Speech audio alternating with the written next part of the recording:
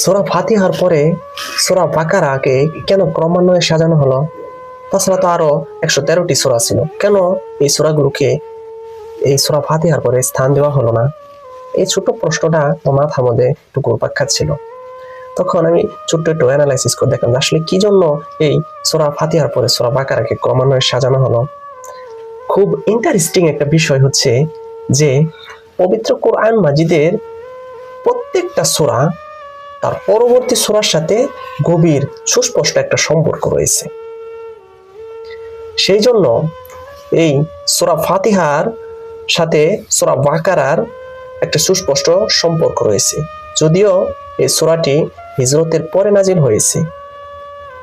সেই জন্য এই সম্পর্ক, সুস্পষ্ট সম্পর্ক থাকার কারণে এই সূরা বাকারাকে সূরা ফাতিহার পরে স্থান দেওয়া হয়েছে, ক্রমান্বয়ে সাজানো হয়েছে। আমরা যদি গভীরভাবে লক্ষ্য করি, এই সূরা ফাতিহার ভিতরে ছোট্ট একটা শব্দ আছে, শব্দটি হচ্ছে গায়রিল মাগদুবি। গায়রিল মাগদুবি শব্দটি দ্বারা এখানে যে যাদেরকে বোঝানো হইতেছে, যে বর্বর ইহুদিদেরকে বোঝানো হইতেছে। আজকে আমরা দেখতে পাচ্ছি না যে সারা বিশ্বে যে ইসরায়েল সহ যে বর্বর ইহুদিরা আছে, এদেরকে লক্ষ্য করা হয়েছে, এদেরকে ইন্ডিকেট করা হয়েছে। আর বিশেষ করে এই সূরা বাকারার মধ্যে সব বিষয়ে আলোচনা আছে, হালাল হারাম, ঈমান, তারপরে কুফর, মুনাফিক, সব বিষয়ে আলোচনা আছে। তার মধ্যে সবচাইতে বেশি যে আলোচনাটা আসছে সেটা হচ্ছে এই ইহুদিদেরকে নিয়ে। রাসূল সাল্লাল্লাহু আলাইহি ওয়াসাল্লাম হিজরতের পরে যখন মদিনায় হিজরত করলেন, তখন সেখানে রাসূল সাল্লাল্লাহু আলাইহি ওয়াসাল্লামের সবচাইতে বেশি যে প্রতিবেশীগুলো ছিল, এই প্রতিবেশীরা হচ্ছে ইহুদি।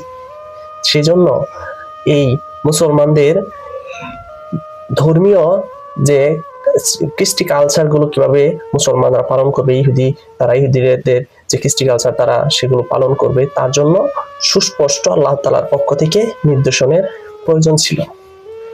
আর এইখানে এই ইহুদিরা সবচেয়ে বেশি কষ্ট দিছিল মুসলমানদেরকে সবচেয়ে যারা বেশি কষ্ট দিছিল রাসূল সাল্লাল্লাহু আলাইহি ওয়াসাল্লামকে, যে সকল মানুষ বেশি কষ্ট দিচ্ছে তার মধ্যে হচ্ছে এক নম্বরে আছে ইহুদি জাতি।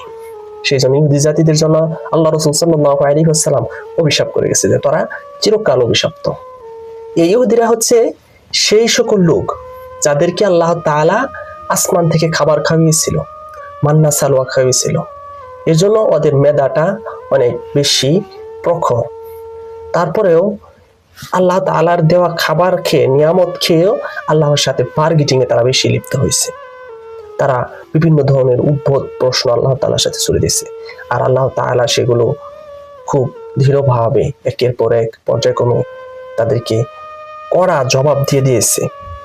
আর সেই জবাবগুলো এই কোরআন শরীফের সূরা বাকারার মধ্যে সুন্দরভাবে লিপিবদ্ধ করা হয়েছে। যেহেতু